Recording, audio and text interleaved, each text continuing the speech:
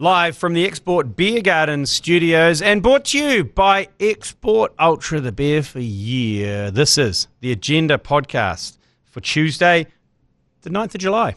The Agenda podcast, the home of sporting nonsense and claptrap. Brought to you by Export Ultra. G'day there, welcome along to a Tuesday edition of the Agenda podcast. Mania Stewart is away today. It is his birthday. So he will be, no doubt, pressuring the love of his life to get some special attention today. So he's got the day off, and joining me is Joe Durie. I reckon he'll be straight down to the pokies. Absolutely. Straight down to the pokies. What do you want to do today, love? It's your birthday. You can do whatever you want. Buy me a pack of durries and send me to the pokies. It'll be $20. $20 I can change into $2 coins and straight to the pokies. He left a lot on the floor at the pub in Dunedin, didn't he? He left a lot of himself in Dunedin, to be fair. That Friday he was an absolute disgrace. We haven't really talked about that. The fact that he got so hammered on the Thursday night that he was a shell of a human being on that Friday and spewed out the side of the bus. Yeah, I know. We look, I mean, things will trickle out. Someone came out to me today and said, I heard you got a hiding in Dunedin. And I was like, what? Yeah, Tony Lyle said that Ben Hurley said that you got a hiding. In the head. Yeah. Nah. Far from it. I mean, it's hard to get a hiding when you're involved in a scuffly pussy riot down in central Dunedin. But we're going to move on from that weekend, because we've got this weekend coming up, All Blacks and England, the repeat at Eden Park, and we're back at the Postman's Leg for the Ultra pre-game. No Richie Mwanga this week, but we might try and rustle up some more surprises for there, but we've got live music, everything else. But what everyone's talking about at the moment, Joe Durie, is Lulu Sun. In the quarterfinals of Wimbledon, the first New Zealander to ever make the quarterfinals in Wimbledon. I think she's playing tonight in the quarterfinal against Croatian Donna Vicic. Know much about Donna Vicic?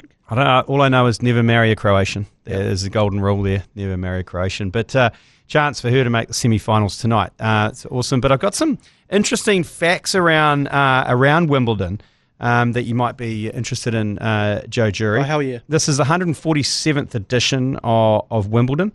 And unlike any other kind of sporting, or tennis especially, Wimbledon release their financials every year to the public, because they're the people who run it is the All England Lawn Tennis and Croquet Club.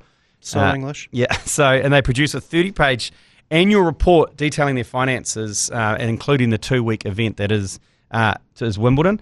And they revealed that in 2023, the club brought in $440 million US in revenue for this 2-week period, a profit of $58.7 million. They break down the numbers a little bit more. For the global broadcast rights, it's 56% of what they make, and that is $246 million. But they keep the ticket sales relatively low. So they reckon they leave $100 million US on the table to make it affordable for people to head along to Wimbledon, which is unlike anything else. So on day one and day two, you can get a ticket for pretty much 50 quid. It's good, eh? You can't even go to the All Blacks for 50 quid. That's right. When it gets to the point here, day like 13 and 14, on centre court, $324. So not bad. If you're going to go to the final, that's all you have to pay. So they make all their money from, obviously, from the TV rights, which they sponsorships and all that shit. But they keep it down to 2 or 3 sponsors as well. So it's a very different model from everyone else who just try and basically pillage the whole time. I tell you what, New Zealand media has been blowing their load on the Sun. Oh, the Sun is rising. When she loses, if she loses, I hope she doesn't. Will it be the sun sets on her Wimbledon journey? There's been the sun is shining. What sun about still shines? Here comes the sun. Who's going to be the first to put son of a bitch? I think that'll be us. Son of a bitch, Lulu Sun loses. I don't think any mainstream will do that. No, to be honest, they'll be leaning on us, I think. Hey, guess how many baseball caps and Panama hats they sell at Wimbledon over the 2 weeks? Have a guess. 52,000. Geez, that's close. 58,000. Wow. 200 baseball caps and Panama hats are sold. Guess how many towels are sold? 12,000. 27,500 championship towels are sold at the merchandise shop. Who buys a towel? What are you doing with those? Are you taking them home? take them to your local tennis club. That's what right. you're doing. It's like people who wear... It's like the mammals who cycle on the weekends with their mates, and they're all dressed up like Jonas Vingegaard in like the full sponsored Peloton gear. So there are 140 kegs squeezing into them. And how many sweatbands do you reckon they sell? Sweatbands, look, I'm saying about 44,000. No, only 14,000 sweatbands. Right. And they sell a further $3,500 worth of personalised embroideries on baseball caps and towels, which equates to 2.9 million individual stitches. So it's not enough just to get a wounding towel. You got to have it embroidered with your own name. Yeah, and why can't you do that post purchase? Take it back to your own embroiderer and do that. But anyway, there you go. There's some, and the conversation starters here are good. So the grass courts, there's 38 grass courts, 20 practice courts, and 18 championship courts. They've got a trained Harris hawk named Rufus that flies around every morning at the grounds of Wimbledon before gates open to get the pigeons away from the grass courts. We can't really talk about hawks. We're under a hawk ban. A hawk ban. Where is the hawk, by the way? I think it's Menard destroyed it when he came back on Monday, as we were legally told to. By Doc, we didn't have a permit for that hawk. 28 people on the ground crew cut and reline and sweep the courts every morning at Wimbledon. They cut it to exactly 8 millimetres every morning, those courts. What setting is that on your lawnmower? Is that the third one down? I think it's pretty much very, very bottom, isn't it? Right. It's the very, very bottom. Wimbledon requires a staff of 6,300. However, ball kids are unpaid by the All England Tennis Club. Bastards. But they get their uniforms and expenses covered. There you go. Home rentals for 2 weeks near Wimbledon cost between $4,600 for a one-bedroom flat, or for corporates, $36,000 for a house to be housed in over that 2 weeks. You're a man of international sporting audience. Have you ever been to Wimbledon? I tried to. Right. When we went to the infamous 2019 Cricket World Cup, that's how I always remember the date, because Wimbledon was on at the same time, and I think the day before we caught a bus out to Wimbledon and lined up in a queue for 4 hours, got to the front, and then they said, no more tickets today. Because you can just roll up and just go in.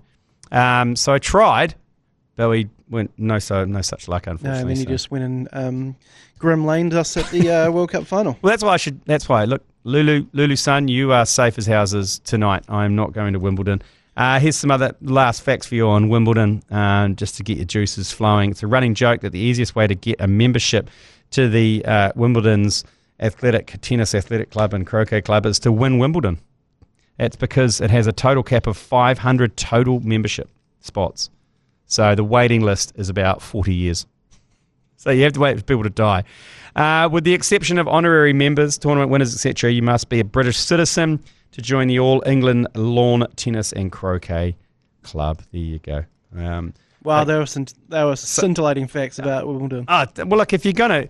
People are going to be asking you about Lulu Sun. They're going to be like... And you go, do you know what? At Wimbledon, they cut the grass every morning to 8 millimetres. And they sell 14,000 wristbands. And they sell 54,000 Panama hats over that time. You know, I'm here to help. What is that in comparison to Augusta and Masters? I'm not sure about Masters. They compare it to the US Open in terms of the tennis Open. I mean, the US Open makes a lot more money in its broadcast rights. ESPN pays a lot more than it does at Wimbledon. They also make a lot more money off their ticket prices because they're almost double at the US Open. So, but yeah, they kind of got the same vibe as the Masters, don't they? Because Masters try and keep the ticket prices low. They also try and keep the food prices low. Well, they haven't changed since the 60s, I think. But it's just impossible to get tickets. Yeah. This is the problem. Can you hit the piss at Wimbledon like you can at Lord's? Do they give you bottles of champagne? No, you can't. You can't go in with your own piss like Lord's. But like anything in England, you're allowed to hit it as hard as you like. You just have to just behave semi-normal. They're a bit stuffier in Wimbledon than they are at Lord's. There's a kind of a you not get too rowdy. You can apparently on the outer courts, but once you're on the main courts, you know, with Roger Federer's hanging out there, Tom Cruise is hanging out there. I saw Brad Pitt was there as well. So a little bit more reserved, but you can still hit it hard outside. They've got a whole big area. Henman's Hill, I think they changed it to Murray's Hill or something. I don't know. For Andy Murray. Yeah. There was great footage of in the Djokovic game when the crowd found out that England had won the quarterfinals on penalties, and they just started cheering. He was just about to serve. Yeah. Djokovic was just about to serve, and then the crowd just erupted into applause. And I think someone must have said something because he knew, because he got the tennis ball and volleyed it over the net. Played a penalty kick. I mean, we can get into football later, but I don't think it's coming home.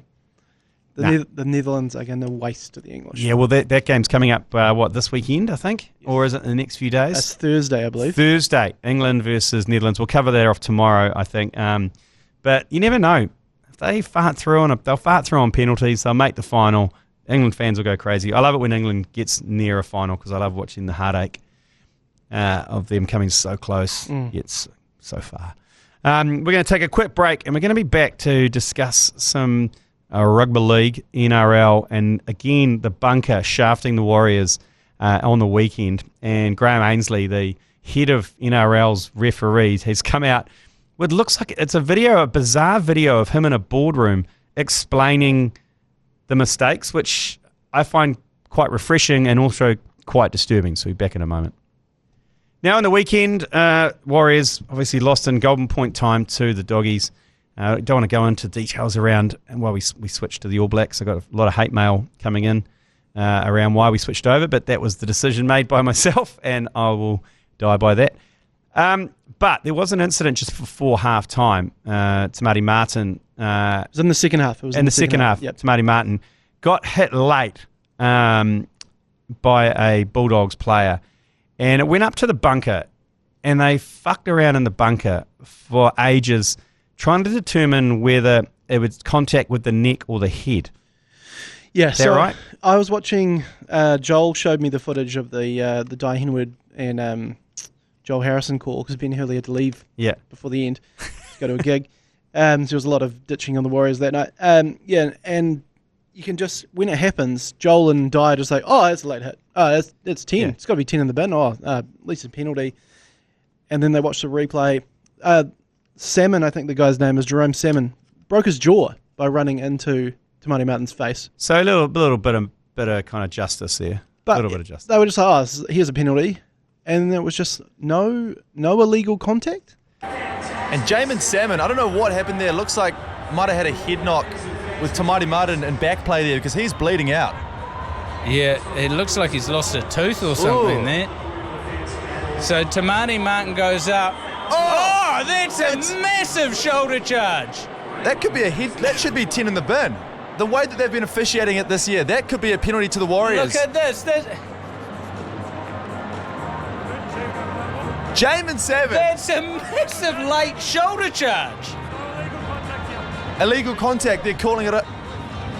Oh, no. Oh, did he say no illegal contact?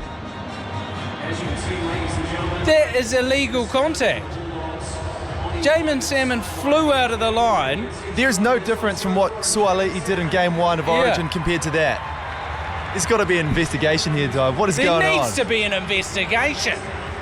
Yeah, no illegal contact. So and here's Graham Ainsley, the head of the referees or whatever for the NRL. Here's him explaining in a very roundabout way that they fucked it up. The bunker did spend all of their time in this review trying to determine whether this was high contact or not. What they didn't do in this case was give due regard to the tackle being late, or the contact being late, and whether the defender could have pulled out of this tackle or not, or at least reduced the velocity of it when it takes place.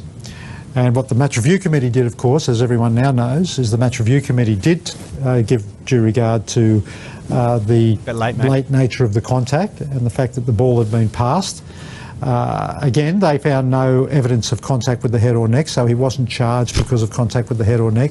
He was charged with dangerous contact because of the late nature of the tackle. So the real question here is, should this have been penalised on field? And the answer to that is clearly yes, it should have been. Cool, great. Not because it was high, but because it was late. And I know this was at a critical time of the game. Yeah, no shit. Could have kicked the bunker penalty, won the did game. review the incident, but they didn't give due regard to the issue of lateness. So we think this is a miss by the match officials. And what are the consequences? It's unacceptable. What are the consequences? But that's what took place. There is no consequences. But I love how Graham Ainsley, Ainsley, really sucked the life out of that. And the presentation is in front of a screen, and he's got a little button he can go backwards and forwards on.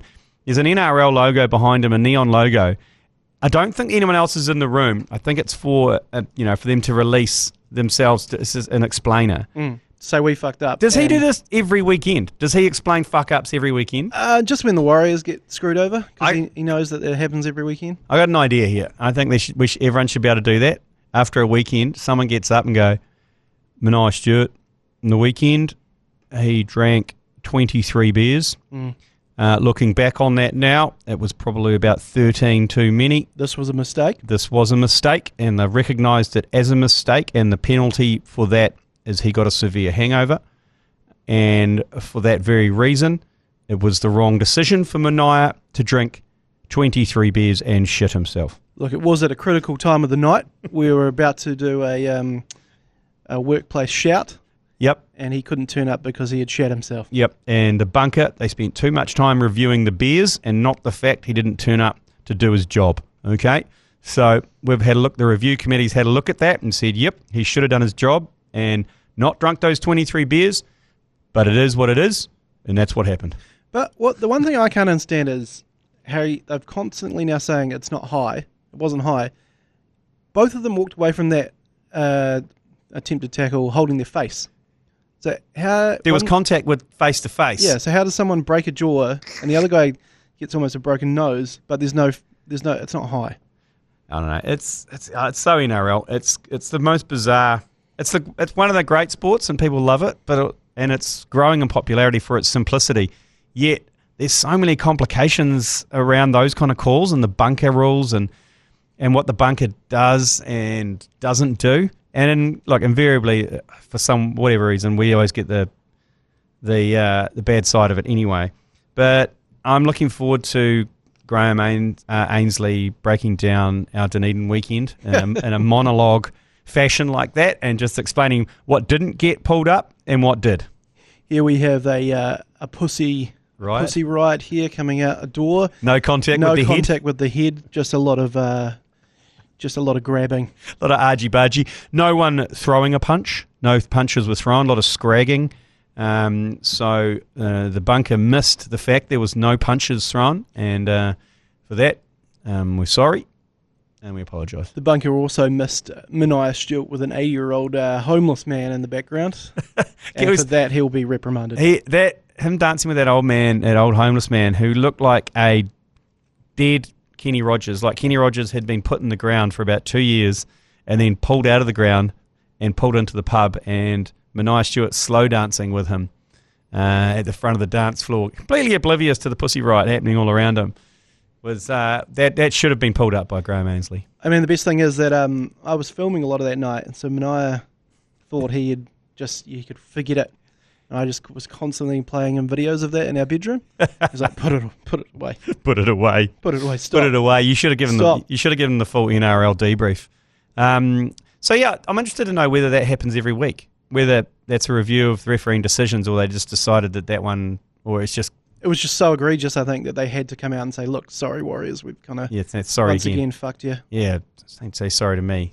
Say sorry to the Warriors family. Like, can you imagine if that happened to, say, the Storm? Can you imagine Bellamy in the coach's room? Oh. Absolutely, he'd throw everything through the fucking windows. Yeah, that's right. So kind of working it out, I think the Warriors, they have to win 6 of the next 7 games. Yes. Luckily, we get 2 points this week. Yeah, bye. Yeah. Woo! Okay, we've got 1. That's 1 under the belt. So there's another 1. 5 from 6 then. So it's going to have to be a pretty good run home for the Warriors to make the top 8. It's going to be a hell of a ride, because after the expectations of last year, pretty much a very similar team to last year, everyone was expecting a lot, and it hasn't really materialised. So that'll be interesting. A bye this week, so we've got another week to stew on this decision before the next game. But we'll have a quick break and we'll be back with just a couple of yours pleases. Yours please. Brought to you by Leader, home of the lasagna topper. Right here, we had an absolute plethora of yours pleases over the weekend. We got through most of them yesterday, but we've just got the single one today. Caller, yours please. G'day, 12 Toes Manara and G Lane. Jake here from Ealing Station, Mid Canterbury. As the head of the Fuck South Canterbury Social Club, you're going to be hearing from my lawyer with a few copyright infringements re your new jerseys, unless you throw us some free ones. Cheers, fellas. Fuck South Canterbury. Oh, it's easy. Yeah, I mean, easy. Look, I'm happy to do that. Of course, we'll throw you a couple of freebies, but that was an easy negotiation, wasn't it? I mean, I'd much rather go to court. Yeah. Myself. Take us to court, motherfucker. Yeah, and then we'll send you some shirts. We had some good correspondence about the Fuck South Canterbury Social Club. Yep. Because I know Manai's getting all uppity. Isn't he getting twitchy about it? It's getting tense. So Mark Melby sent a message in saying, each year you should re-release the Fuck's XX Province Social Club shirt to whoever wins the Heartland competition. Yep. A portion of each sale could go to funding next year's winning province to go to the Shield Challenge, whoever holds the shield. It would have helped South Canterbury this year making the game. Fuck South Canterbury from a Mid Canterbury. Oh, there you go. That's not a bad idea. So any merch that whoever wins the Heartland, we bring merch out saying fuck them. Yeah, so say King Country win it. Yeah, so it's fuck King Country. Yeah. And then we sell those, maybe make 20 or 30 grand. It goes straight to the King Country so they can afford to hire a bus and drive it to the Hawke's Bay or to the Waikato or wherever, or Bay of Plenty, whoever's got the shield. Mm-hmm. Okay, I'm into that. Seems like giving back. And it also seems like we're doing the rugby union's job, though. A little bit. Just a little bit. I mean, in a roundabout way, doing a little bit of their job. Because you think with a bit of Silver Lake money, they would have been able to just, It's all gone. It's all gone. I love the Silver Lake money. Everyone just goes, what about the Silver Lake money? Yeah, it's Silver like, Lake. Remember, you'd probably be at the pub and like Mark Robinson will be at the pub. You go, oh, buy us around, would you? You're like, nah. You got all that Silver Lake money, mate. What are you talking about? It's like your mate who's just won like 10 grand on an instant Kiwi or something. Yeah. Oh, man, you got 10 grand. Instant Kiwi money, mate. Come on, man. You got all that Silver Lake money. But we all know that that's maybe gone up in smoke. That one. Righto, that'll do us for today. Just before we go, bit of promo. Oh, yeah. So we're talking about the Bulldogs fucking the Warriors earlier in the weekend. We are giving away a prize, the 420 Mad Traveller prize. Oh, yes. To go and see the Warriors at Go Media Stadium on the 23rd of August against the Bulldogs. You simply text PI to 3236 and you go in the draw to win return flights for 2, accommodation, tickets to the game, and $500 cold hard cash. Sweet. Thanks to 420 Pies. And just remember, the entire rest of the season home games are sold out at Go Hard Stadium, so you cannot buy these tickets. This is the only way you're going to get tickets to that game. Yep, so accommodation, a bit of spending money as well. To the Doggies, the return leg, Warriors versus the Doggies. Was it text PI to 3236? Text PI to 3236. And I think at that game, just the Warriors should select someone, just a mutant, to just come out straight away. A late tackle. And just a late tackle on that Solomon guy and just break his jaw once again. He's probably going to be out for that game anyway. Hey, with that, when you text PI to 3236, do you then have to follow the link to enter your details? No, you just you'll just text that and you're in the draw straight away. Sweet as. Okay. Great admin to finish with, Joe. It was a really strong piece of admin to finish the Agenda podcast today. Love a bit of admin. We'll be back tomorrow. Manaya will be back after his birthday blowy.